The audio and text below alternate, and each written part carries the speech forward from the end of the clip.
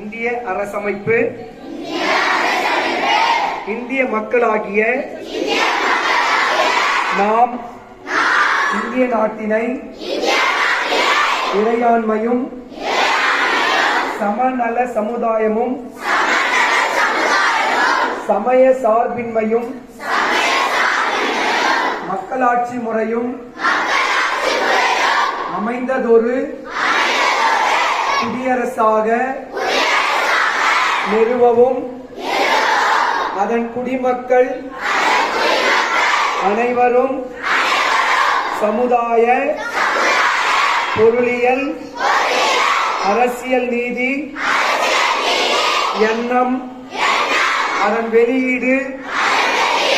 கோட்பாடு சமய நம்பிக்கை வழிபாடு இவற்றில் தன்னுரிமை சமுதாய படிநிலை வாய்ப்பு நலம் இவற்றில் சமன்மை ஆகியவற்றை எய்திடச் செய்யவும் அவர்கள் அனைவரிடையேயும் தனி மனிதனின் பண்பு நாட்டு மக்களின் ஒற்றுமை ஒருமைப்பாடு இவற்றை உறுதிப்படுத்தவும் உடன் பிறப்புரிமையினை வளர்க்கவும் உள்ளார்ந்த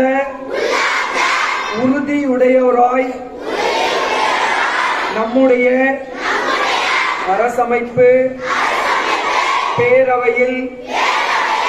1949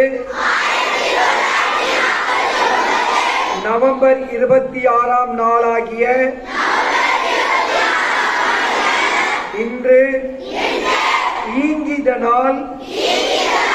இந்த அரசமைப்பினை ஏற்று இயற்றி நமக்கு நாமே வழங்கிக் கொள்கிறோம்.